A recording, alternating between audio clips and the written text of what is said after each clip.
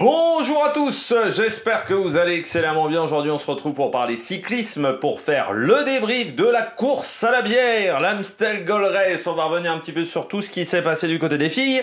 Du côté des garçons, on commencera par les garçons, on terminera par les filles. Le résumé des deux courses à chaque fois, et puis on parlera des tops et flops du côté des garçons, et puis on fera un débrief un peu plus général du côté des filles. Vous en avez l'habitude désormais sur les débriefs des grandes épreuves du calendrier. On va revenir sur Pogacar un petit peu, mais ça ne sera pas la priorité de cette vidéo. On parlera des Français, notamment un qui a été bon du côté des garçons, et une fille qui a pas super bien couru. Allez, n'hésitez pas à vous abonner à la chaîne, à réagir dans les commentaires, à mettre un pouce bleu, à partager la vidéo sur les réseaux sociaux, notamment auprès de vos proches, si vous pensez que ça peut les intéresser. Dans les commentaires, n'hésitez pas à me dire qui vous a plu, qui vous a déçu. Quand vous vous abonnez à la chaîne, vous pouvez rajouter la petite cloche. Comme ça, vous êtes au courant des dernières vidéos qui viennent de sortir. Et vous pouvez cliquer rapidement juste après leur mise en ligne. Je rappelle que cette semaine, il y aura la présentation et le débrief des 3 Ardennaises. Enfin, Liège-Bastogne-Liège, ça sera plutôt lundi ou mardi prochain. Et puis, on aura surtout le Tour des Alpes aussi, qui sera au programme. Le Tour des Alpes tous les après-midi, parce que vu que ça arrive vers 15h30, je pense que le débrief arrivera assez tôt sur la chaîne, sauf mercredi, parce que comme il y aura la Flèche Wallonne, ça sera un petit peu compliqué mercredi, mais jeudi, vendredi et lundi, mardi, les vidéos arriveront assez vite. Et puis on fera peut-être un débrief, je ne sais pas si j'aurai le temps, des classiques dans le Doubs du côté de la Coupe de France. Si vous avez les moyens que vous voulez soutenir mon travail, vous pouvez faire un super thanks et on commence tout de suite avec cet Amstel Gold Race. Au final, une course qui a été très intéressante, que ça soit chez les garçons, que ça soit chez les filles aussi, avec un scénario. Notamment chez les filles, je m'attendais absolument pas à ça. Et du côté des garçons, on a eu quand même des grosses surprises avec des choses. On pouvait avoir des doutes, notamment sur Pogacar. On pouvait avoir des doutes sur Remco Evenepoel. Par contre, le nom du vainqueur, ça, je ne l'avais pas du tout. Avec un Danois, mais pas celui dont on entend le plus parler du côté des Danois. Même pas le deuxième dont on entend le plus parler, plutôt le troisième, je dirais, dans la liste au niveau des coureurs danois. On commence tout de suite avec le débrief et le résumé de la course chez les garçons, et puis on fera la même chose du côté des filles, le résumé du côté de la course des garçons. Eh bien, ça commençait par une chute à une centaine de kilomètres de l'arrivée, impliqué notamment Thibaut Nice avec Evenepoel. Narvaez était également dans cette chute. Je crois qu'il y avait Van Aert également qui était impliqué dans cette chute. On avait eu également des bordures en tout début de course où Tadej Pogacar s'était fait avoir, mais tout était rentré dans l'ordre. Et donc quand on arrive sur le direct à 85 km de l'arrivée, eh bien nous avons une échappée de 8. Mais une échappée qui ne va pas vraiment durer très longtemps parce que la course se fait sur un train d'enfer. On est quasiment arrivé une demi-heure avant l'horaire qui était vraiment prévu du côté de la course. Ça a vraiment roulé sur un très très gros tempo. Alors parmi les coureurs en échappée, on avait Cédric Bellens, on avait Rémi Cavagna notamment, on avait Johan Henk et on avait Enan. Également qui était dans cette échappée. Écart max maximum 4 minutes 30, l'échappée qui sera reprise à 72 km de l'arrivée. C'est pas Eman, c'est Esman, parce que j'ai mal fait mes S. En parlant, c'est bizarre, Esman, parce que... alors c'est marrant parce qu'on le voit de plus en plus. Le retour du S7 dans les noms de famille, vous savez, donc ce B avec une longue queue, et c'est comme un B majuscule avec une longue queue, un S7. Normalement, j'avais appris en allemand que c'était plus vraiment... on ne l'utilise plus. Normalement, on utilise un double S dans ce genre de cas. Ce qui fait que, par exemple, il y a des noms où on a un triple S. C'est-à-dire on a 3 S d'affilée, parce qu'il y avait un S7 plus un S normal. Ça fait 3 S d'affilée. Mais il semblerait que donc, parfois, le S7 soit de nouveau utilisé depuis quelques temps. Parce qu'il y a pas mal de noms de coureurs où avant on mettait des S. S-Man, avant on mettait des S. Et désormais, on réutilise le S7. Petit point, grammaire allemande. Donc 72 km de l'arrivée, échappée reprise. Gros tempo à l'avant du peloton. On va avoir la EF, on va avoir UAE qui va rouler, la Lidl Trek aussi, mais un gros rythme, un rouleau compresseur, ce qui fait qu'on a très peu d'attaque.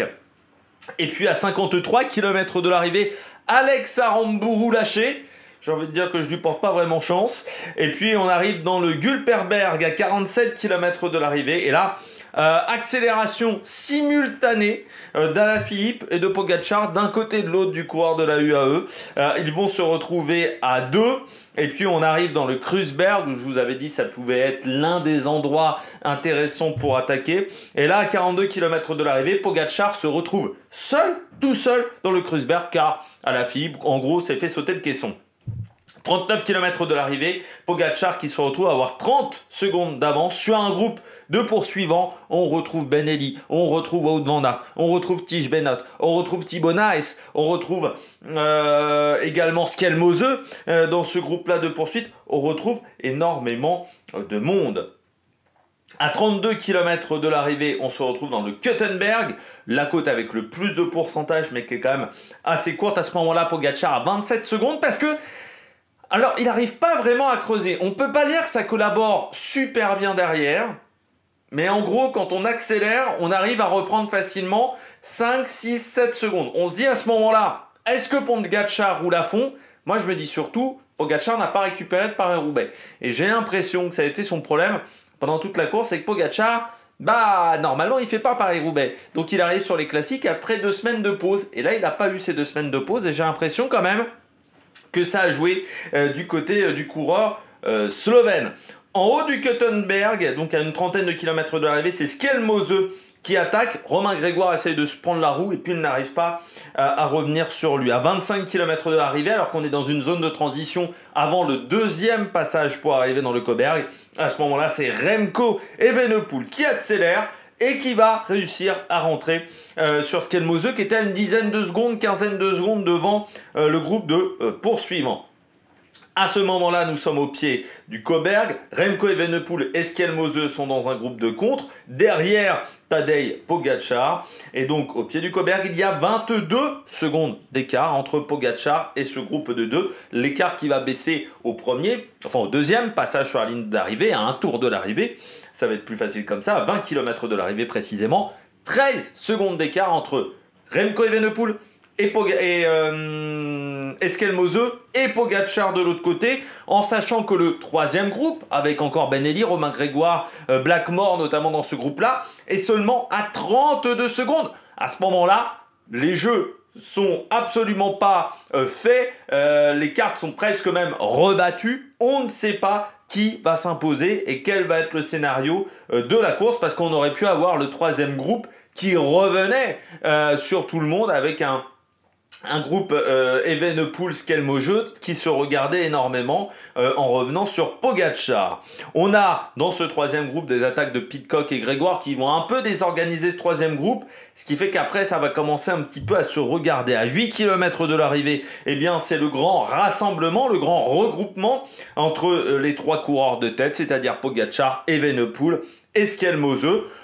Pas d'attaque au final, dans le Cauberg, pas d'accélération d'un des trois coureurs. Et là, je me dis, avant le Cauberg, je me dis, le plus rapide, c'est Skelmose. Et je me dis, si on ne lâche pas Skelmose, ça va être dur de le battre au sprint. Parce que même si Remco Evenepoel a fait des progrès, même si Pogacar a une bonne pointe de vitesse, Skelmose, il a une pointe de vitesse comme Vauquelin. Hein. Les deux ont une pointe de vitesse assez exceptionnelle. Et ça n'a pas menti parce que en gros Skelmose pourtant il n'est pas dans une position préférentielle, c'est Pogacar qui a plutôt la position préférentielle. Evenepoel lance devant, je pense qu'il lance pas à un tempo assez suffisamment rapide et puis peut-être qu'il était fatigué aussi de la Flèche Brabançonne de vendredi. Derrière Pogacar remonte Evenepoel mais ne remonte pas de manière facile Evenepoel, et à la fin c'est Skelmose qui pourtant a dû se décaler, qui a fait beaucoup plus de chemin que les deux premiers, qui s'impose sur le fil pour remporter cette édition de l'Amstel Gold Race masculine qui a été très intéressante dans les 85 derniers kilomètres. Et pour vous dire que ça a roulé sur un tempo très rapide, la moyenne horaire de cette Amstel, on est sur du 43,8 de moyenne pour 3200 mètres de dénivelé positif, moins de 6 heures de course, 5h49 de course. Hein. On avait parlé de Paris-Roubaix, on était à 5h30. Certains ont vu que Philippe Gilbert aurait été hors délai lors de sa victoire en 2017. Et bien là, 5h49, je suis pas sûr que Philippe Gilbert, sur certaines victoires, se serait pas retrouvé non plus hors délai par rapport à la vitesse du peloton, avec pourtant un petit peu de vent de face à certains endroits du parcours. Donc ça a roulé vraiment un énorme tempo. Ça n'a pas débranché de la journée. Allez, on regarde tout de suite les coureurs au top.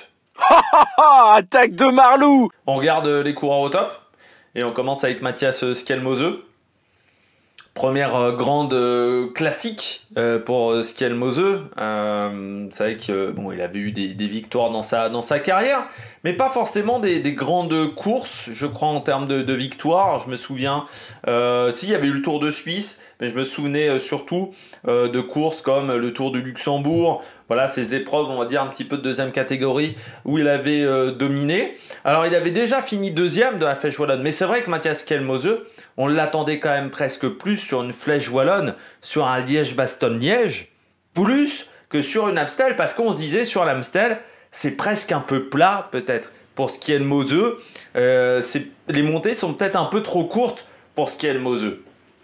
Parce que c'est vrai qu'il est peut-être plus à l'aise sur des montées un petit peu plus longues, sur des temps d'effort un petit peu plus longs, malgré ses grandes qualités de puncher. Sauf que là, Skelmose, déjà il a profité d'un avantage dans ce groupe de poursuite, c'est le surnombre avec Thibau Nys.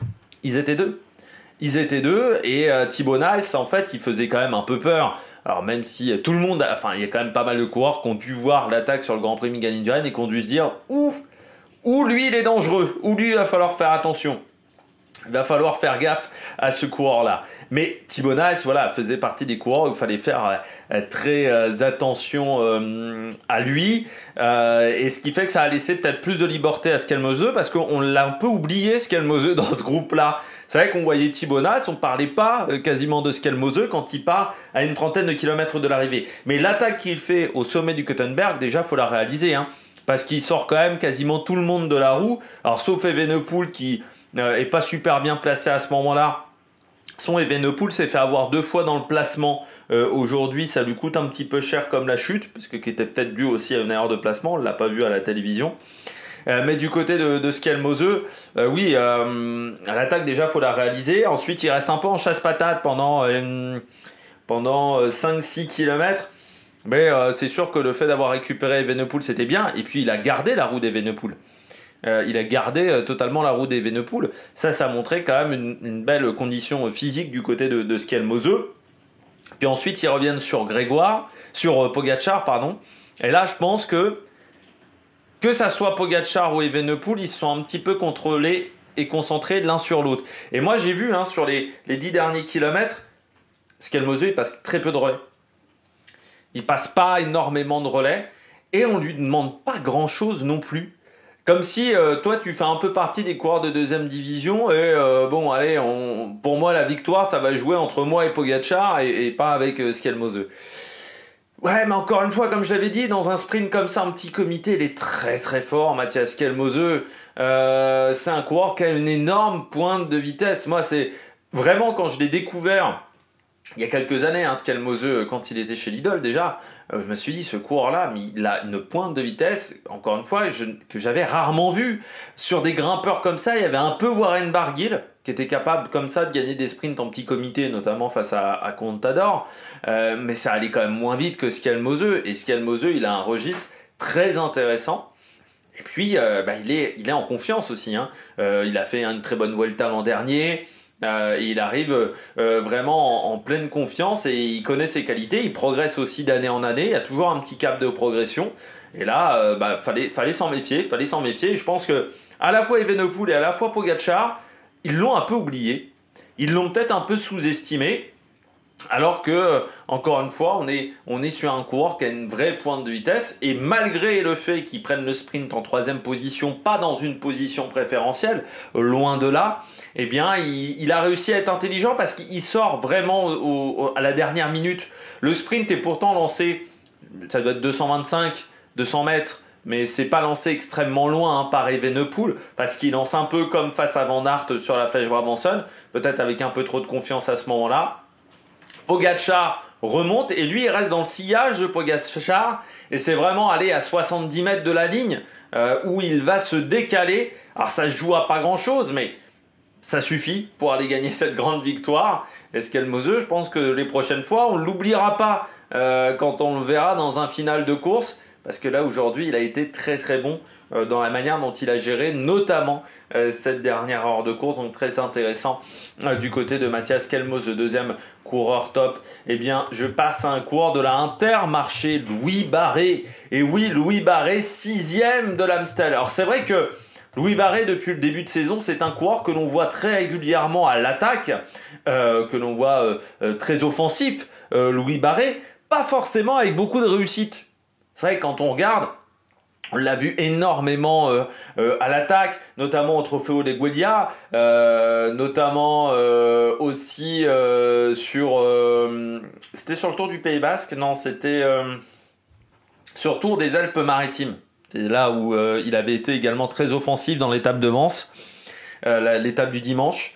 Mais c'est un coureur voilà, qui est très offensif depuis le début de saison, mais qui n'a pas forcément énormément de réussite. Alors il y a quand même des résultats, notamment 3e de Paris-Camembert, notamment 8e du Trophée des Gueldia, 11e et 17e sur l'Ardèche et la Drôme classique.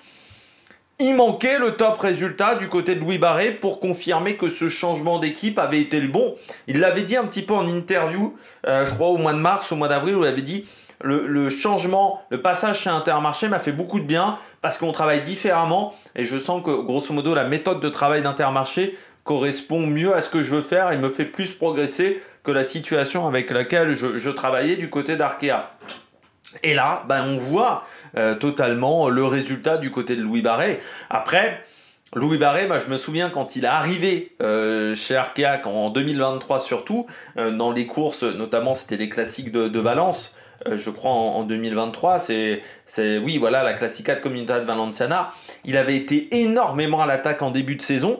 Il n'avait pas réussi à concrétiser, mais c'était un coureur qui était très offensif. Encore une fois aujourd'hui, on le voit comme Benelli, ça fait partie peut-être des plus actifs dans le groupe derrière les trois leaders. Il a été énormément présent, énormément actif. 2024 avait été un petit peu moins bien parce qu'il avait fini en fanfare 2023 avec une 14e place du côté de l'Arctic Race of Norway et surtout une 6e place sur les Great Tour of Ghanzi du côté des points UCI. Et puis bon, chez Arkea l'an dernier, ça a été compliqué de toute manière. Arkea, la saison 2024 n'a pas été exceptionnelle. J'ai envie de dire 2025 est pas beaucoup mieux. Et c'était un petit peu compliqué du côté de cet effectif-là. Et Intermarché avait un peu de place. Et j'ai envie de dire que Louis Mentis est quand même un petit peu sur la fin. Et qu'en plus sur ce profil-là puncher, ils avaient... Parce que c'est quand même plus un puncher pour moi qu'un véritable grimpeur. Ils n'avaient pas grand monde du côté d'Intermarché. Et c'est vrai qu'ils ont recruté à la fois, je pense sur ce registre-là, Louis Barré, aussi un petit peu Alexander Kamp pour des courses comme ça où il faut une pointe de vitesse et où il faut passer des bosses. Où il a aussi cette capacité-là, Alexander Kamp, quand il est en forme, parce que c'est un coureur qui a quand même souvent un pic de forme très court, où c'est souvent un peu haché ces saisons du côté d'Alexander Kamp. Mais aujourd'hui, on voit que Louis Barré, ça marche. Alexander Kamp, il fait top 20 aujourd'hui. Il finit 18e. Et ça fait des points UCI du côté de cette formation qui a connu une période un petit peu compliquée et puis là qui se relance parce qu'on marque donc 175 plus 30 ça fait 205 plus 10 215 avec Zimmermann, donc c'est plutôt une bonne journée. Pourtant Lorenzo Rota a abandonné et on aurait pu s'attendre à ce que ça soit plutôt Lorenzo Rota le fer de lance de cette équipe, mais Lorenzo Rota est un petit peu perdu depuis quelques temps et Louis Barré a réussi à en profiter. Mais j'ai vraiment bien aimé la course de Louis Barré, surtout quand tu vois la débauche d'énergie sur les multiples attaques. Tu te dis qu'en étant peut-être un petit peu moins généreux dans l'effort, un petit peu plus pragmatique, eh bien ça peut peut-être faire encore un meilleur résultat du côté du coureur français, mais ça reste un coureur assez jeune et puis surtout c'est un coureur qui n'était pas à ce niveau-là. C'est-à-dire certes il a 25 ans, mais quand il avait 23, 24 ans, il n'était pas à ce niveau-là et on pouvait peut-être pas forcément envisager que Louis Barré, quand il avait 23 ans, réussisse à faire ces résultats-là à 25 ans. Donc c'est aussi quelque chose qu'il va falloir adapter au niveau mental du côté du coureur français, mais très bon, très très bon Louis Barré aujourd'hui. On poursuit avec Remco Evenepoel. Encore une belle journée du côté de Remco Evenepoel parce que Très clairement, je vous avais dit, après la Flèche Brabançonne, faut pas s'enflammer du tout. C'était une course de 162 km. Moi, j'avais dit sur 100 bornes de plus. J'avais dit j'allais le suivre. Mais en gros, j'allais le suivre et pour moi, il allait être fracassé à 50 bornes de l'arrivée parce que malgré le fait qu'il ait fait de l'entraînement, pour moi, il lui manquait le foncier. Il lui manquait la distance. Pour moi, il n'avait pas la distance aujourd'hui, Remco Evenepoel. Et puis, bah non, parce qu'il est déjà à un très bon niveau. Et en fait, la Flèche Brabançonne, bah, si ça avait duré 200 km, il aurait tenu aussi la cadence. Peut-être même que les efforts de la Flèche Brabançonne lui ont manqué dans le dernier tour. Il a manqué quand même un peu d'énergie, mais parce qu'il a mis beaucoup d'énergie dans la Flèche Brabançonne face à Van Aert. Et que là, il lui manquait peut-être un peu de jambes. C'était que vendredi. Il avait pas forcément aussi peut-être très bien repéré cet Amstel parce qu'on voit qu'il y a 2-3 endroits où il est mal placé. Où il se fait avoir, notamment quand Pogačar accélère la première fois avec Julien Alaphilippe. Il n'est pas du tout dans la roue. Il est trop mal placé à ce moment-là. Ça lui coûte cher. Ça lui coûte cher également à un autre endroit. Quand Skelmose part, il n'est pas tout de suite dans la roue de Skelmose. Donc là aussi, ça lui coûte de l'énergie. Peut-être de l'énergie qui lui aurait permis de faire une attaque dans le dernier tour dans le Cauberg, parce que c'est vrai que j'ai été surpris, moi, de ne pas voir d'attaque dans ce dernier passage du Cauberg, qui au final n'a pas apporté grand-chose. Comme quoi, les anciens organisateurs qui avaient retiré le Cauberg, c'est qu'il y avait bien une raison à un moment. Alors là, heureusement, c'est que Alaphilippe, Pogačar ont voulu décanter la course de loin. Qu'on a Pogačar au départ, mais imagine t'as pas Pogačar au départ, t'as pas Evenepoel, je suis pas sûr que les courses se décantent d'aussi loin, que Skelmose n'attende pas la dernière montée dans le Cauberg, ou qu'on mise pas tout sur Thibaut Nice, et là on aurait dit le Cauberg ça bloquait un petit peu tout. Surtout que le Cauberg, encore une fois, c'est pas la montée la plus intéressante, je trouve, du parcours de l'Amstel. Je trouve que l'enchaînement, là, une cinquantaine, entre 50 et 45, et 30 bornes de l'arrivée, je trouve bien plus intéressant que le Cauberg. Ça, ce passage-là, j'aimerais le retrouver une deuxième fois dans la course, au lieu d'avoir 3 passages dans le Cauberg, par exemple. Ça m'intéresserait beaucoup plus. Et du côté donc de Remco Evenepoel, oui, moi je pensais très clairement qu'il ne tiendrait pas la distance. Et il a tenu parfaitement la distance. Alors oui, dans le dernier tour, il ne fait pas d'attaque. Mais pour moi, c'est presque plus les efforts de vendredi qui lui ont pesé dans les jambes, peut-être comme Van Aert aussi, plutôt que... ou Blackmore, parce que dans le dernier tour, Blackmore a quand même bien explosé dans la dernière montée du Cauberg. C'est peut-être plus ça qui a fait mal, plutôt que un Remco Evenepoel un peu encore en manque de forme. Je pense que c'est plutôt l'enchaînement des courses qui n'a pas aidé, voilà, du côté de Remco Evenepoel. Mais bon, après ce week-end d'ouverture de saison pour le coureur belge, on est complètement rassuré quant à ses capacités physiques. S'il existait encore des doutes après la Flèche Brabançonne, là les doutes sont complètement dissipés du côté du coureur belge. Et on se dit même, en fin de semaine, Liège-Bastogne-Liège, avec un Pogačar qui semble fatigué, ça peut le faire du côté de Remco Evenepoel. Petite parenthèse, je ne mets pas Tadej Pogačar dans les coureurs au top. Pourquoi ? Parce que certains vont me le reprocher, je le sais. Du côté de Pogačar, là je trouve qu'il n'a pas tout bien fait aujourd'hui. C'est-à-dire, j'ai l'impression qu'il s'est fait avoir par Alaphilippe, c'est qu'il ne voulait pas lancer aussitôt les hostilités et qu'il ne s'attendait surtout pas à partir aussi facilement. Et là, je crois que c'est la première fois où les mecs se sont dit « on ne suit pas Pogačar ». D'habitude, il y a toujours des couillons qui essayent de suivre Pogačar et qui explosent. On se souvient de Ben O'Connor sur le Giro, bon là, même Julien Alaphilippe, il essaye de suivre. Tu ne peux pas suivre Pogačar sur sa première accélération, ses 2-3 premières attaques. En fait, ce qu'il faut, c'est essayer de revenir de l'arrière. Et c'est ce qu'a très bien démontré Skelmose, ce qu'a très bien démontré Evenepoel. C'est en gros, il faut réussir à s'organiser derrière, il ne faut pas le laisser partir à plus de 25-30 secondes, et ensuite, il faut faire le jump à 25-30 secondes quand il s'est un petit peu fatigué. C'est ce qu'ont fait les coureurs aujourd'hui. Et du côté de Pogačar, moi j'ai trouvé vraiment, à partir de 20 bornes de l'arrivée, très fatigué, un petit peu même avant, je trouve à 25 bornes. Et à un moment, quand Evenepoel attaque, à ce moment-là, je vois le coup de pédale et je me dis... c'est pas un coup de pédale hyper fluide de la part de Tadej Pogačar. J'ai l'impression que les jambes sont un peu lourdes du côté de Pogačar. On le voit manger quand même à 12 ou 13 km de l'arrivée, ce qui, en gros, a assez peu d'intérêt parce que les sucres dans ce genre de situation, bah, en gros, ils mettent 13 minutes, ça veut dire qu'il reste un quart d'heure de course.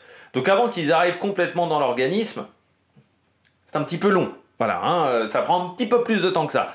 Donc en gros, c'est un peu tard quand tu manges à ce niveau-là.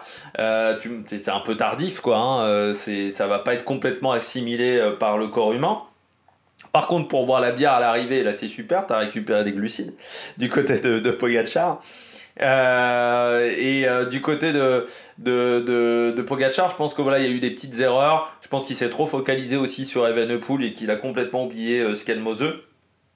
Je trouve que tout n'a pas été bien fait. Alors Evenepoel aussi fait des erreurs, mais Evenepoel au bout de 2 jours de course, je ne m'attendais pas à ce niveau-là. Pogačar, on l'a vu depuis le début de saison, on se disait, bon, la victoire était possible. Quand on le voit partir à 45 bornes de l'arrivée, on se dit, le match est peut-être plié à ce moment-là, et bah, il n'a pas réussi à plier le match. Donc c'est un petit peu moins bien que d'habitude. Donc voilà, j'ai décidé de ne pas le mettre en top. Et puis je termine avec un dernier coureur par contre, c'est Wout van Aert, parce que bah, il fait encore 4. Bon, encore une fois, à 2-3 moments j'ai regardé, il n'arrive pas à se foutre en danseuse. Pour moi, il y a un vrai problème là-dessus. Je ne sais pas si vous avez plus vérifié depuis que je vous l'ai dit il y a 2 jours à la Flèche Brabançonne que ça m'avait marqué, mais il se met quasiment jamais en danseuse quand on voit Van Aert, donc il n'arrive pas à changer de rythme. En gros, il ne change pas de rythme pendant toute la course, mais là, il finit quand même devant Matthews. C'est-à-dire que sur le sprint, il a réussi quand même à battre Michael Matthews, Romain Grégoire aussi, qui a une bonne pointe de vitesse. Bon, Pidcock, je pense qu'il n'était pas dans une grande journée encore, mais je m'attendais à ce qu'il soit même bien. Mais il a réussi à battre ces mecs-là. Ça, je pense que c'est déjà une satisfaction par rapport aux courses précédentes où, sur le sprint, c'était vraiment la catastrophe. Après, encore une fois, il n'arrive pas à changer de rythme. Et je crois que c'est le vrai problème de Van Aert, encore une fois aujourd'hui, c'est de changer de rythme. Parce que je pense qu'il a des super jambes. Enfin, je pense qu'au niveau du pic de forme, il est vraiment très en forme. Et je pense que au final, j'avais critiqué un petit peu sa préparation en montagne. Je pense qu'elle n'est pas si mauvaise que ça. Mais je pense que la chute de la Vuelta a provoqué un déficit physique qui fait qu'il n'arrive pas à se mettre à changer de rythme aujourd'hui. Je pense qu'il y a un vrai problème de ce côté-là en termes de déficit physique. Et malgré le fait que la forme soit peut-être la meilleure qu'il ait jamais eue, bah, comme il n'arrive pas à changer de rythme, en gros, il revient un peu sur la fin, mais à chaque fois, tout le monde est déjà parti et il n'arrive pas à changer de rythme. C'est le gros problème de Van Aert. Parce qu'on voit quand il roule, notamment à un moment, je me dis même, ils vont tous jouer sur Benoît, il passe un relais, il fait mal un peu à tout le monde, mais il n'arrive pas à changer de rythme. C'est-à-dire, relais constant, oui, changement de rythme, non. C'est le gros problème de Van Aert cette année. Alors, il fait encore 4, mais je trouve que 4 sur l'Amstel, pour moi, vu comment en plus cet Amstel s'est dégoupillé, c'était une Amstel dure avec un gros hit, je ne m'attendais pas forcément à ce qu'il fasse 4 aujourd'hui sur une course aussi difficile. Donc là, je trouve que c'est plutôt intéressant du côté du coureur belge. On passe tout de suite au bonnet d'âne. Du côté des bonnets d'âne du jour, bon, bah on commence avec Marc Hirschi. Hein. En gros, heureusement qu'il y a eu Julien Alaphilippe pour montrer le maillot de la Tudor, parce que sinon, pendant 10 km, hein, ça a été court. Hein. Pendant 10 km, on s'est dit « Ah, Julien Alaphilippe, on va retrouver le Julien Alaphilippe de Anvers ». Ça a duré même pas 10 km, hein, ça a duré du kilomètre 47 au kilomètre 42. Et puis il a explosé. Il a explosé, comme assez souvent quand même ces derniers temps, Julien Alaphilippe. C'est-à-dire qu'on le voit attaquer une fois, 2 fois, on a l'impression qu'il arrive, contrairement à sa grande époque, plus à tenir la cadence sur de longues durées. C'est-à-dire qu'on a l'impression qu'il fait une grosse attaque, des fois une deuxième grosse attaque, et il se met tout de suite dans le rouge par rapport à ce qu'il faisait avant. Mais au moins, Julien Alaphilippe, aujourd'hui, il est dans le top 20. Voilà, donc bon, certes, il explose un peu sur l'attaque, mais aujourd'hui, Julien Alaphilippe, on va dire qu'il limite la casse. Voilà, il finit 20e, voilà, juste derrière Madouas. Donc il a quand même été animateur de la course, en sachant qu'il y a 7 Français dans le top 30, hein, ce qui est quand même mieux que d'habitude sur les classiques. Donc ça nous a plutôt bien réussi. Et surtout 2 Français dans le top 10, ce qui là n'est pas habituel ces derniers temps. Mais du côté de Julien Alaphilippe, bon, au moins il a tenté quelque chose, il a essayé de suivre, ça n'a pas marché. Bon, Marc Hirschi, c'est lui le flop de la journée, hein, du côté de la Tudor. Marc Hirschi, qui l'a vu. De toute manière, moi je me suis dit à 50 bornes de l'arrivée, c'est mauvais signe parce qu'on protège Julien Alaphilippe et j'avais l'impression que Marc Hirschi se démerdait tout seul. Je me suis dit, si Trentin est devant Alaphilippe, Trentin, il se met devant le meilleur. En gros, il protège le meilleur. Voilà. Alaphilippe, il est bien placé vers 70 bornes. Trentin l'a extrêmement bien placé. Peut-être qu'à ce moment-là, il a bouffé un peu devant aussi. Mais Marc Hirschi, il bouffe pas devant et pourtant, inefficace. C'est quand même assez inquiétant parce que, en gros, depuis mi-février, Marc Hirschi, il a disparu. Ça fait 2 mois qu'il a disparu, Marc Hirschi. Il n'y a pas de retour. Il a démarré hyper fort la saison. On avait parlé notamment du côté de Valence, sur des courses auxquelles que je n'avais pas suivi, parce que j'étais plus sur le Down Under. Mais depuis, il a complètement disparu. Et là, je me dis quand même que cette campagne des classiques s'annonce difficile. Alors, il va faire également le Giro, donc la saison ne sera pas entièrement finie, sauf que Marc Hirschi sur les grands tours, moi j'ai jamais été hyper convaincu, parce que je pense que comme Van Der Poel, c'est des mecs qui sont pas faits pour les grands tours. Enfin, à part son Tour de France avec la Sunweb, en gros, tous les autres tours qu'il a fait, il en a pas fait tant que ça chez UAE même. J'ai jamais trouvé qu'il était exceptionnel, parce que je pense qu'en termes de récupération, c'est pas le meilleur. Un peu comme Van Der Poel. Mais là, moi je me dis pas sur la Flèche Wallonne, il va faire quelque chose.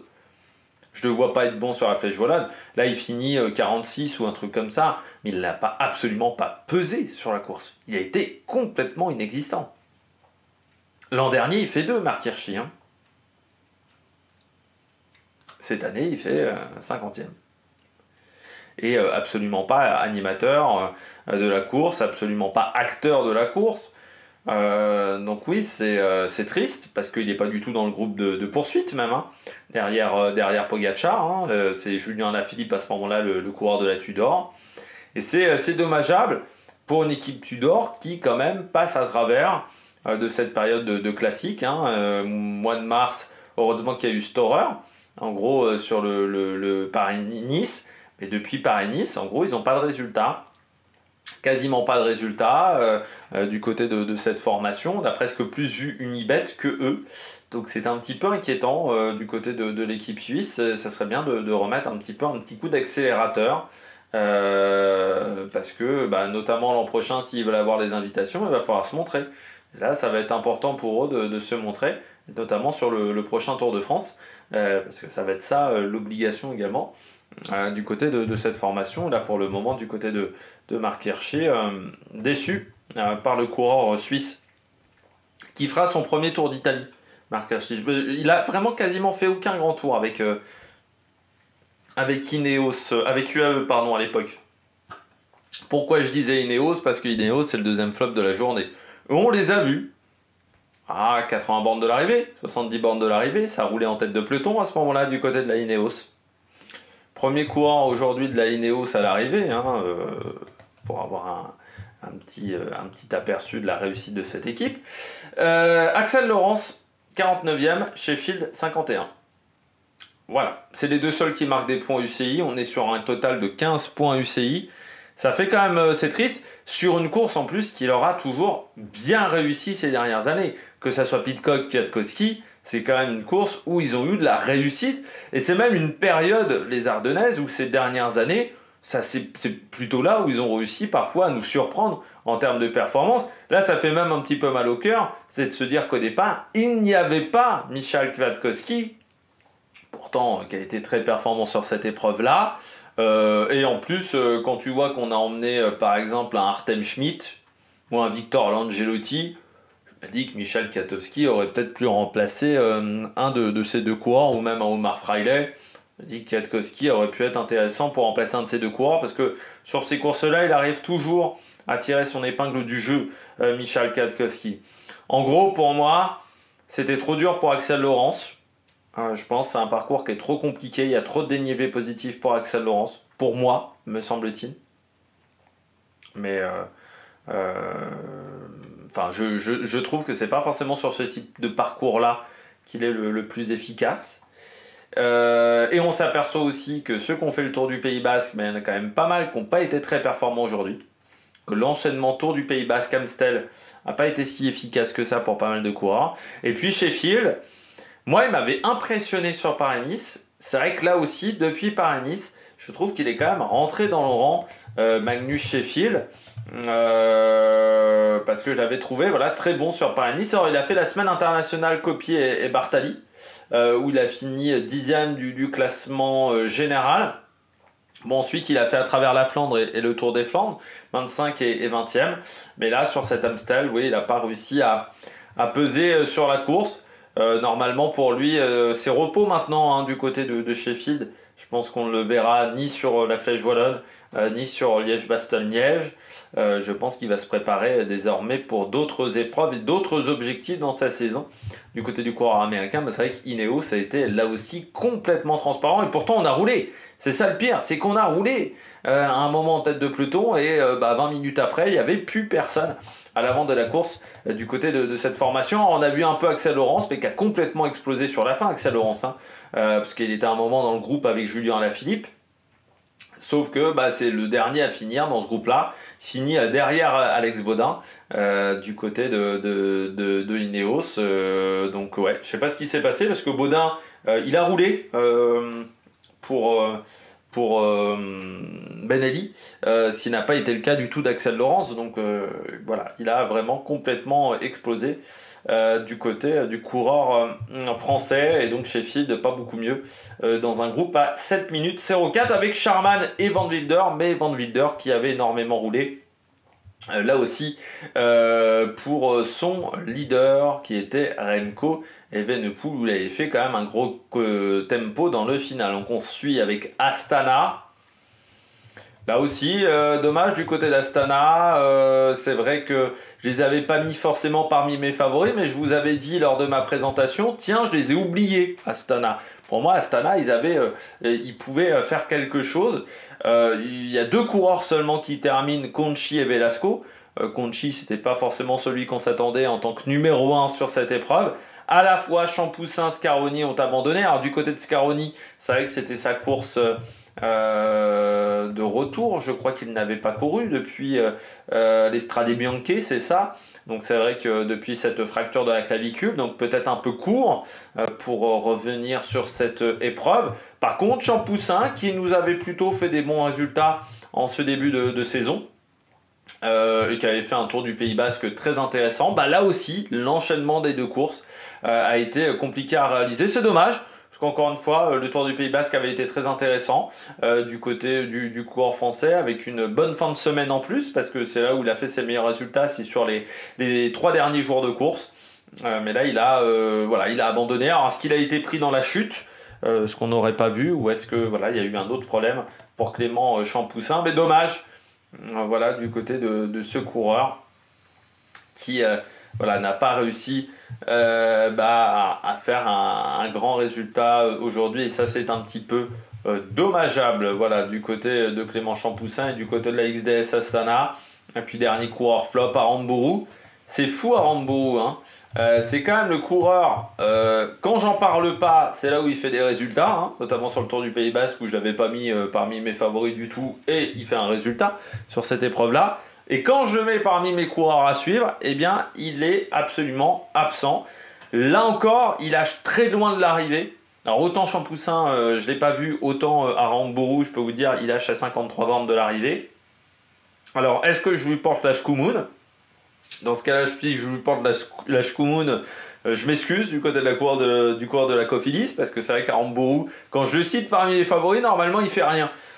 C'est extraordinaire. Quand j'ai des attentes sur Aramburu, normalement les attentes ne se concrétisent pas par rapport du côté du coureur espagnol. Ou est-ce que la semaine du côté du Tour du Pays Basque, avec une dernière étape sous la pluie, est-ce qu'il n'est pas tombé un petit peu malade avec sa dernière étape sous la pluie, il y avait une grosse pluie, et est-ce qu'il n'a pas un petit peu souffert et qu'il n'a pas complètement récupéré de ce Tour du Pays Basque qui n'était qu'il y a une semaine, donc peut-être que là aussi, comme Pogacar, un problème de récupération et de la fatigue qu'il n'aura peut-être plus en fin de semaine, mais qui lui a coûté sur cet Amstel. Et j'ai envie de dire qu'Aramburu, c'est quand même principalement l'Amstel où il peut faire ses meilleurs résultats. Peut-être Liège, parce que c'est vrai que vu comment il a passé le Tour du Pays Basque, ça peut vraiment lui convenir. Par contre, je pense que la Flèche Wallonne, on misera quand même plus sur Dylan Teuns que sur Aramburu. Dylan Teuns qui n'a pas été exceptionnel aujourd'hui, 46e.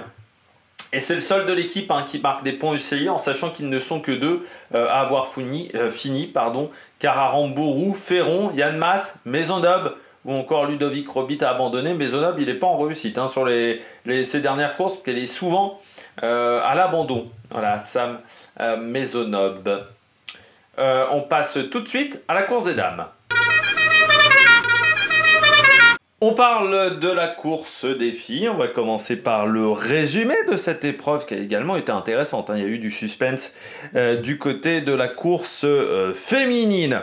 Eh bien, ça commençait avec l'abandon d'Anna van der Breggen. En fait, au premier passage sur la ligne d'arrivée, Anna van der Breggen s'est dirigée directement vers les bus. Pourtant, elle n'avait pas l'air d'être distancée à ce moment-là, mais peut-être pas des bonnes jambes du côté de la néerlandaise qui pourtant avait quand même misé plutôt sur cette campagne des classiques. Alors on commence direct assez tard, assez proche de l'arrivée, ça c'est le problème de l'organisation néerlandaise qui aurait pu peut-être faire une diffusion télé à partir de midi au lieu d'attendre 13h. À 38 km de l'arrivée, eh bien un groupe de 23 concurrentes à 1 minute 30 d'avance sur le peloton. Dans ce groupe, on retrouve Vibes, Persico, Bianca Vas, Misha Bredewold, Juliette Labous, Amber Crack. On a également Marion Bunel, Alison Jackson, l'ancienne vainqueur de Paris-Roubaix, Hélène Van Dijk du côté de Ali Doltrek, Anna Anderson, Puk Peters, qui sont dans ce groupe-là. À 1 minute 30, ce n'est pas le peloton, c'est en fait 3 filles, Cécile Ludwig, Christian Faulkner et Jade Vip, qui essayent de réveiller un petit peu le peloton, mais l'écart qui va se stabiliser autour de la minute 30 jusqu'à l'entrée même dans le dernier tour. En fait, cet écart ne redescendra jamais. On tentera lors de l'avant-dernier passage du côté du Koberg d'attaquer, du côté de Juliette Labous et Puk Peters. Juliette Labous qui avait fait rouler pendant toute la journée sa coéquipière Amber Crack. On ressort dans un petit groupe, donc voilà, on rentre dans le dernier tour. Vous avez donc Juliette Labous, Puk Peters, qui vont qui vont attaquer une deuxième fois, Labous et Peters, et qui seront rejoints par Silvia Persico vers 17 km de l'arrivée. Et à ce moment-là, elles partent à 3 car notamment Bianca Vas a coincé. Sauf que dans un deuxième temps, eh bien, Hélène Van Dijk et Misha Bredewold vont revenir. On se dit qu'à ce moment-là, pas une bonne nouvelle parce que Bredewold, championne d'Europe, elle s'était imposée en costaud et qu'Hélène Van Dijk, elle est plutôt en grande condition physique. Et surtout, c'était pas une bonne nouvelle également le retour de Persico parce qu'elle est capable de gagner au sprint un petit peu à la manière de Mathias Skjelmose. On se retrouve à 5 km 700 de l'arrivée. Attaque d'Hélène Van Dijk qui était en dernière position du groupe en sachant que l'entente n'était pas extrêmement bonne entre notamment Persico, Labous et Peters. Et Van Dijk part et Bredewold se dit « faut pas que je la laisse partir ». Faut vraiment que je revienne dans sa roue parce qu'elle connaît le coin et qu'elle est capable de résister. C'est ce qu'elle arrive à faire. Elle garde une dizaine de secondes d'avance sur le groupe de 3 désormais. Labous, Peters, Persico. Et les 3 ne reviendront jamais. Et Bredewold part à 2 km 300 de l'arrivée et elle ne sera jamais rattrapée. Elle résistera au retour du groupe Labous qui bien permettra de faire un triplé pour les néerlandaises. Bredewold, Van Dijk, Puk Peters devant Juliette Labous qui ne prendra que la 4e place avec énormément de regrets du côté de cette épreuve et on va en reparler de nouveau en regardant tout de suite le débrief de cette course avec le classement. Et oui, Misha Bredewold, elle n'avait pas encore gagné de grandes épreuves en fait à part les championnats d'Europe.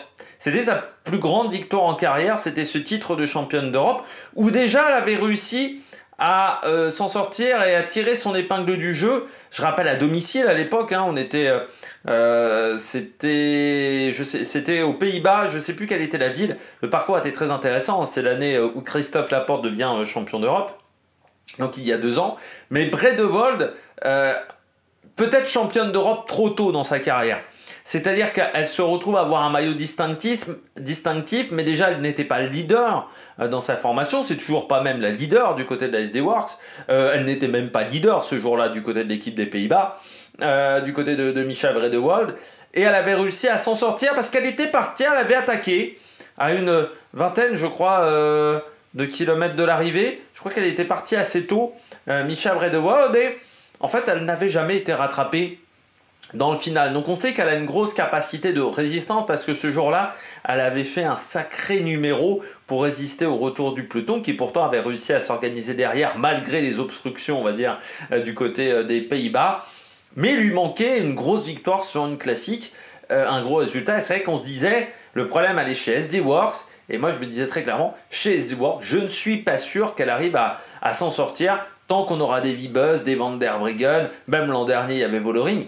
En gros, il y a des filles qui ont plus de qualité qu'elles pour s'imposer, ou même Kopecky, et qui peuvent vraiment la battre sur énormément de terrain. Sauf que Mischa Vredewald aujourd'hui, il y a une course qui s'est déroulée de manière bizarre, avec ce groupe qui a réussi à s'échapper en dehors des caméras de télévision, hein. Ça c'est un petit peu le problème, donc on ne sait pas trop comment ça s'est véritablement formé du côté de ce groupe, mais du côté de Mischa Vredewald, eh bien, elle arrive à s'imposer, et puis elle s'impose en étant intelligente, en étant costaud, certes. Elle n'arrive pas à suivre Juliette Labous, elle n'arrive pas à suivre dans un premier temps Kopecky et Peters, mais elle s'est dit, moi je ne peux pas rester avec ces quatre filles-là, et quand Hélène Van Dijk a fait une belle attaque, et que derrière on se regardait sérieusement, et on n'avait pas d'entente entre toutes les différentes concurrentes, et du côté de Mischa Vredewald, on est parti, et après c'était fini, parce que derrière on n'a jamais réussi à avoir de l'entente, et puis surtout je pense que tout le monde était un petit peu fatigué, et qu'elle avec son endurance, elle a réussi à résister parfaitement. Deuxième, Hélène Van Dijk. C'est une course qui est réussie aux anciennes quand même. Parce que l'an dernier, Marianne Vos, cette année, Van Dijk. Enfin voilà, des filles qui ont réussi à avoir des résultats sur cette épreuve-là. Van Dijk, aujourd'hui, elle a couru intelligemment. Ce que je lui avais reproché sur certaines courses, et notamment ce que j'avais reproché à la Lidl Trek, c'était leur stratégie, mais souvent dû à Hélène Van Dijk, qui roulait sans forcément être très intelligente. Parce qu'elle le savait qu'elle avait des bonnes jambes depuis quelques semaines, déjà sur les classiques flandriennes, mais elle ne courait pas très bien, Hélène Van Dijk. Elle en faisait trop loin de l'arrivée. La Lidl Trek, qui pour moi s'est quand même bien plantée sur cette campagne de classiques flandriennes. Très souvent, ils sont passés à côté, et je pense notamment à Nocureux, mais sur d'autres courses où vraiment en termes de stratégie, c'était lisible. Et là, du côté d'Hélène Van Dijk, je trouve qu'elle a très bien couru.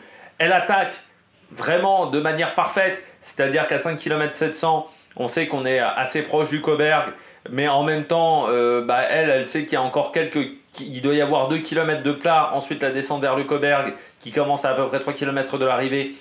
Et en gros, si elle arrive à sortir, elle a le temps ensuite de faire un petit écart, et que derrière, si ça se regarde, ça peut être pas mal. Hélène Van Dijk, elle fait l'attaque légèrement décollée.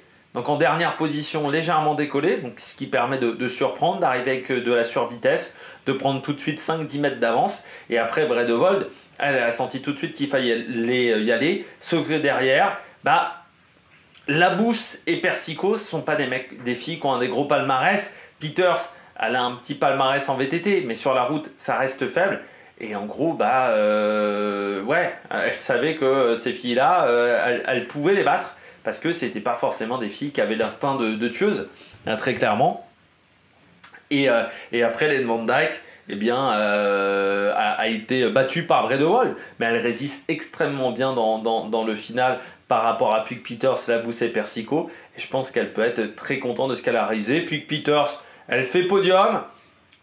Alors, elle était contente parce que j'ai l'impression qu'elles sont potes avec Vredewald à l'arrivée. Elles étaient contentes l'une et l'autre, et puis elle fait podium à domicile. Malgré tout, je pense que quand elle va regarder la course une nouvelle fois, elle va se dire « J'ai raté le coche, quoi. Il y a un moment, j'ai raté le coche. J'ai l'impression que Labous et Persico, elles étaient un peu en train de s'engueuler.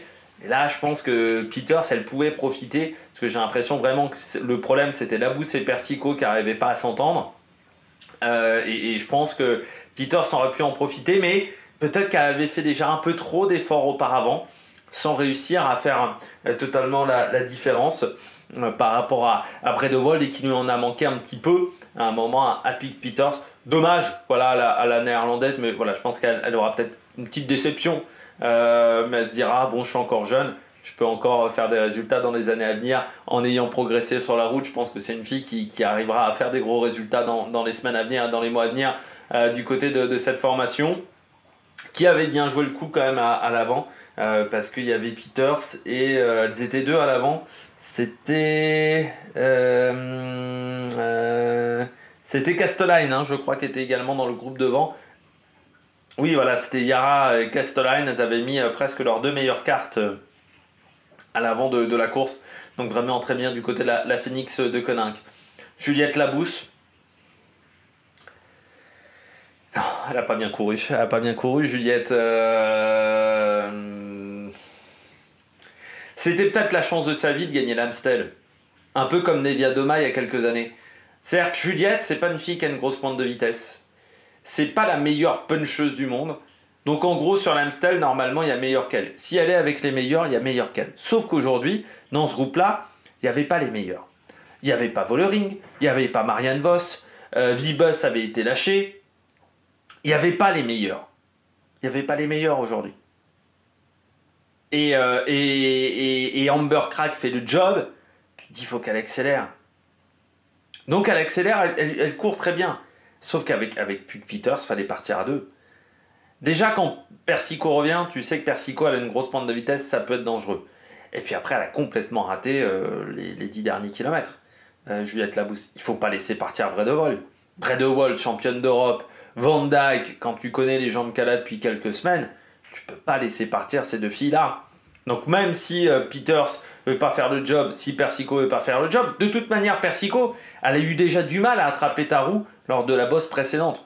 Donc en gros, tu sens qu'elle est pas au top de sa forme. Donc à ce moment-là, faut y aller. Et puis après, Juliette Labousse, dans le dernier tour, elle est cuite complet. Elle revient sur Van Dijk, mais en gros, voilà, Van Dijk arrive complètement à tenir sa roue parce que elles arrivent déjà sur Van Dijk avec 10 secondes de retard. Donc reprendre 10 secondes dans le Cobert, ça veut dire qu'il faut mettre un tempo d'enfer. Sauf que dans le tour d'avant, elle met déjà un tempo d'enfer. Donc en gros, la Bousse, elle avait plus grand chose dans le moteur. Au sprint, bon, elle se fait battre, ce qui est tout à fait normal. Je pense que ce soir, oui, elle aura des regrets monumentaux de se dire Vollering m'a fait confiance. Amber Crack m'a fait confiance. J'ai pas été foutu de mettre la balle au fond. C'est sûr que ça va faire un petit peu mal aux fesses. Voilà, du côté de Juliette Labousse. Persico, pour moi, je pense qu'elle a fait le maximum. Je pense que UAE s'est fait un peu piéger. Comme Visma, on y reviendra, mais je pense que c'est des formations qui ne s'attendaient pas à ce que ce groupe-là prenne autant de champs rapidement. Et je pense qu'ensuite, se sont retrouvés avec une situation où à 1:30, en gros, Longo Borghini ne pouvait pas gagner. Et Persico, il fallait qu'elle joue sa carte. Elle a joué sa carte. Mais tu sens bien que c'est une fille qui... C'est plus la Persico de 2023. C'est plus la Persico du premier Tour de France Femmes. La Persico qui avait fait une grande saison en Italie, qui avait même fait quelques courses intéressantes au cyclocross. C'est quand même une Persico qui a du mal à retrouver les jambes de cette époque-là. Et en gros, là, elle est tombée sur meilleure qu'elle. Alors peut-être pas Van Dijk, mais les autres, elles étaient meilleures qu'elle. En gros, à part suivre le coup avec Van Dijk, et en gros, elle aurait fait 3. Je pense que voilà, il n'y avait pas vraiment de miracle aujourd'hui du côté de Persico. Vibus. Déjà intelligente Vibus, c'est de parler à l'oreillette à 10 bornes de l'arrivée en disant on ne reviendra pas. Parce qu'il y a Bredewold devant, qui est ton équipier, à lui dire bon, maintenant tu joues ta carte. Nous, en gros, à 10 bornes de l'arrivée, elle voit que le groupe de chasse, c'est elle qui est obligée de rouler et qu'en gros, on n'arrive pas à collaborer les unes avec les autres. Et là, elle parle dans l'oreillette, on le voit bien, elle va prendre l'oreillette, elle va dire c'est mort, ça fait rideau, démerde-toi en gros. Ouais, mais si elle fait pas ce message-là, je pense que Bredewold, elle joue pas sa carte. Ça, donc, ça a été intelligent de favoriser le collectif plutôt que sa quête un petit peu personnelle du côté de Lorena Vibus. Ensuite, elle était un peu juste aujourd'hui, Vibus. Si la course était déroulée de la manière habituelle, en gros, il ne se passe pas grand-chose et on attend le dernier tour pour lancer des grandes hostilités, Vibus pouvait gagner. comme l'an dernier, en gros. Mais là, du côté de Vibus, ça a roulé trop fort dans les derniers kilomètres, et notamment à partir de 40 bandes de l'arrivée, et même avant. Cette dernière heure et demie de course se fait trop rapidement pour pouvoir envisager d'aller au bout. Là aussi, on est arrivé tôt du côté des filles, parce que c'était plutôt prévu vers 14h15 et on est plutôt arrivé vers 14h. Donc on était un petit peu en avance aussi par rapport aux horaires du côté des filles, du côté des horaires moyens. Et je pense que Vibus, il fallait que ça roule pas aussi vite pour pouvoir s'en sortir, donc dommage pour elle. Alison Jackson, on a beaucoup vu l'AEF derrière, sauf que l'écart était trop grand quand Faulkner attaque, c'était déjà trop loin. Elle joue sa carte, mais en gros, elle savait, Jackson, là aussi, que c'était un peu trop dur pour elle. Donc, elle ne pourrait pas rivaliser avec les filles qui allaient attaquer. Devant Anna Anderson. Quinn Teaton, qu'on avait vu en échappée, c'était, je crois, sur Paris-Roubaix ou le Tour des Flandres. Je ne sais plus sur laquelle des deux courses, qui était dans l'échappée, qui s'en sort bien. Devant Mara Rollman, ça fait des points pour la pique-nique. C'est vrai qu'ils vont s'en contenter. Ashley Moolman, c'est plus la grande Ashley Moolman, je pense que très clairement, chez Jane Surance, on aurait préféré avoir Kim Lecourt devant. Ashley Moolman. Au départ, j'ai même cru que c'était Kim Lecourt parce que le maillot est très coloré aussi, le maillot de championne d'Afrique du Sud d'Ashley Moolman. Bah oui, Ashley Moolman, là aussi, elle commence à être plus toute jeune. Le punch commence à manquer un peu. Et sur ce type de parcours, voilà, il fallait du punch. Et tu vois que quand il faut changer de rythme, elle n'arrivait pas à suivre la cadence. Allround et donc Chapman, Marion Bunel qui avait pas beaucoup couru depuis le début de saison pour moi. Moi j'avais 10 jours de course, surtout elle avait pas couru depuis, elle avait fait que la Flèche Brabanson. Il y a eu une grosse pause entre Alfred Binda et la Flèche Brabanson, sans forcément en plus avoir des grands résultats sur cette première partie de saison du côté de la Visma. 20 ans aussi, c'était l'une des plus jeunes dans l'échappée. Donc voilà, un petit manque d'expérience, je pense, peut-être dans la gestion de cet exercice. C'est une fille, encore une fois, qui a qu'1 an chez les professionnels et en continental. Donc même si elle est très talentueuse, je pense que c'était un peu compliqué pour Marion Brunel, qui a une sœur qui est plus âgée, du côté de Marion Brunel, mais qui n'a pas forcément... qui roule dans des clubs amateurs du côté de la sœur de Marion Bunel, du côté de la fille de la Visma. Et puis sinon tout le peloton a été réglé par Demi Vollering. Donc il y aura vraiment des regrets du côté de la FDJ Suez, parce que je pense que Demi Vollering était très fort devant Jan Lippert et Marianne Vos. Noémie Rueg en forme, 24e. Kienainin du côté de la Uno X, qui aime bien cette course au final. C'est là où elle a ses meilleurs résultats. Vita Music là aussi, Nevia Doma, Kopecky, Longo, Borghini. Avec Pauline Ferrand-Prévot qui a un peu eu du mal sur la fin, comme Carbaol, mais depuis, elle avait assez peu couru aussi en cette première partie de saison. Mais une course surprenante dans son scénario du côté de ce tour, cet Amstel Gold Race édition féminine. Eh bien, j'espère que vous avez aimé cette vidéo. N'hésitez pas à vous abonner à la chaîne, à réagir dans les commentaires, à mettre un pouce bleu. Puis nous, on se retrouve pour de nouvelles aventures sur la Mec Production. Ciao, ciao!